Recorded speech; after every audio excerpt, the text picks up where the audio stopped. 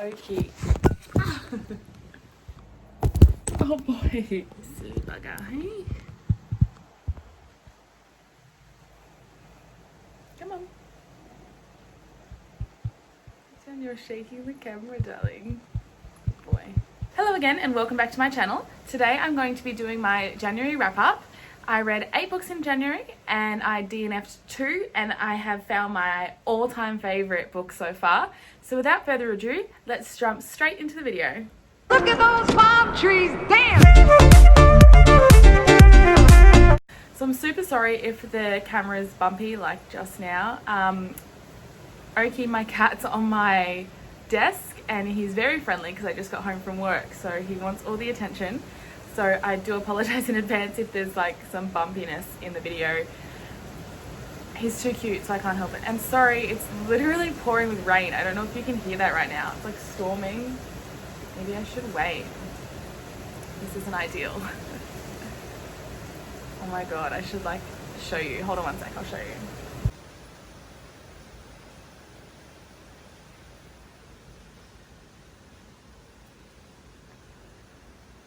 Raining.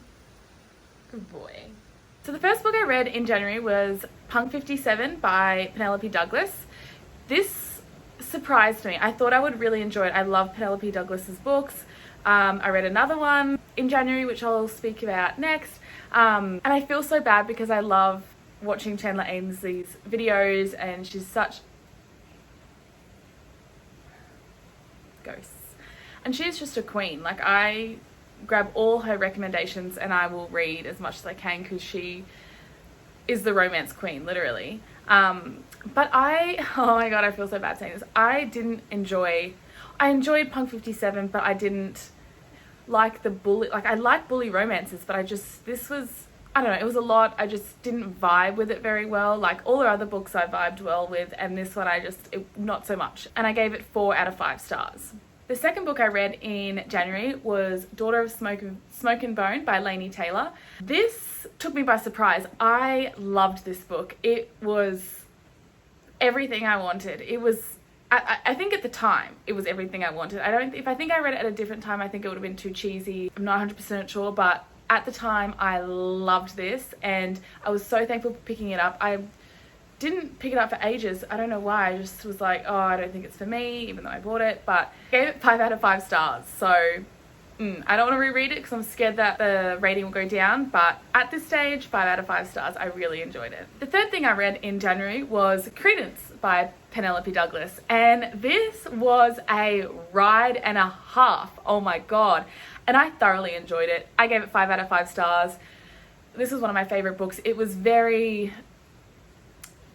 a lot. It was a lot. If you're not into, I don't even know how to explain it. Go see Chandler's video. She explains it well, but it was a lot. I actually didn't mind who she ended up with. I know there's some controversy and complaints about who she ended up with, but I didn't mind it. I could kind of see it coming from the start.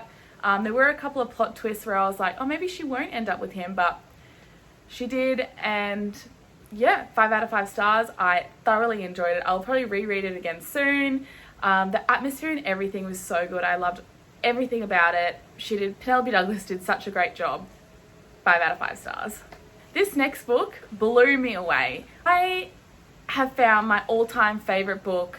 I don't know why, but just the plot, things in there just shook me to my core. I was shocked a few times. The plot twists in there was a lot. I went into it thinking there wasn't a romance, and even the start I didn't think there was a romance, but there definitely was a romance. And although it shocked me because I was like, where did this come from? It just kind of came out of the blue. I actually enjoyed it. And that book being The Grace Year by Kim Leggett, and I will reread this 100 times. I already want to reread this. It was phenomenal. I got my mum to buy it. I loved it. 5 out of 5 big fat stars. It was great. I recommend everyone read it. Sorry, short interruption there. Oki moved on the table and the phone fell on him. Hey! Anyway, 5 out of 5 stars. Highly recommend. The fifth thing I read in January was Dig by A.S. King, and this is going to be an unpopular opinion. I DNF'd it. Mum and I buddy read this, and she soldiered through and finished it, and she said the plot twist at the end was really good. I obviously didn't get there. I DNF'd it over halfway through.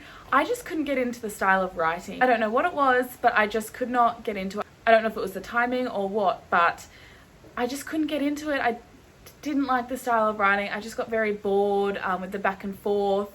And yeah, unfortunately, I DNF'd this, so I have no rating. The sixth thing I read was The Night Dragon by Matthew Condon, and I gave this book 2 stars. I found the start okay. It is a true crime book about a fire that happened in Australia, in Brisbane actually, close to where I live. But there wasn't a lot on, it's hard to explain. It just was like all about this fire. And I mean, I know that's like where all the murders came from, but I just found it really boring. It took a lot to get into, and it just wasn't a good entryway into true crime for me. I didn't thoroughly enjoy it, but unfortunately I gave it 2 stars. It just fell flat for me. The 7th book I read in January was A Game of Thrones by George Martin, and this was good. It took me a while to get through, being such a big book, but it was good. 4 out of 5 stars. I haven't watched the movie series, whatever it is yet. I wanted to read this first. I don't know if I'll jump into the second book. It's just a lot. It's very dense. I did have the audiobook to help me halfway through because I just was struggling to read this. It was just a lot, and I had other books I wanted to get to, and I ended up giving this 3.5 out of 5 stars. The 8th book I read in January was Fae Fever by Karen Marie Moaning, and these are my guilty pleasure books that I spoke about in my last video. This is the 3rd installment in a series. I don't know how many are in there. I still haven't checked from the last video, but these are my guilty pleasures. So when I'm feeling like I'm in a reading slump, or I don't know what to pick up, or what, I jump into these. This is just like a I don't even know, it's like a, I don't know if it's got fae. Yeah, it's got fae, it's got like side seas, it's got vampires. It's just a good, and it's hard to explain. It's not over the top fantasy. It's just good. It's my guilty pleasure, and I just love it. So I gave this one 4 out of 5 stars, and I'll probably jump into the next one next month or the month after. I'm not quite sure yet. As soon as I start feeling slumpy, I'll jump into the next one. The 9th book I read in January was The Shining by Stephen King. I had been wanting to read this for so long. I've been jumping on the Stephen King bandwagon for a couple of months now. I just want to start reading all his books. Paperback Dreams got me into Stephen King, and this one also fell flat for me. I found like it dragged a little bit, and it just didn't live up to the hype for me. I haven't watched the movie, so I definitely want to watch the movie now that I have read the book, and I gave it 4 or 3. I gave it 3 out of 5 stars because I remember finishing it and being like, wow, the ending was really good and intense, but the rest of the book I found kind of boring and slow. So yeah, 3 out of 5 stars. So that concludes my January wrap up with everything I read in January 2020. I'm really happy with what I read. I read 8 books, a DNF, but that's okay. And depending on how I go in February, I'm hoping to read the same amount of books. We'll see. I hope to see you again soon in another video. Thank you so much for watching. Please, I don't know how to do this, like and subscribe to my channel because it will show that people are watching. And I'll leave all my Goodreads and Instagram and stuff down below. So if you do want to see what I'm currently reading and my reviews and stuff like that, I do post a lot to Goodreads, and I do have like a Bookstagram account. So feel free to follow me there, feel free to not, but do as you please, and I can't wait to see you in my next video. Bye. Look at those palm trees. Damn.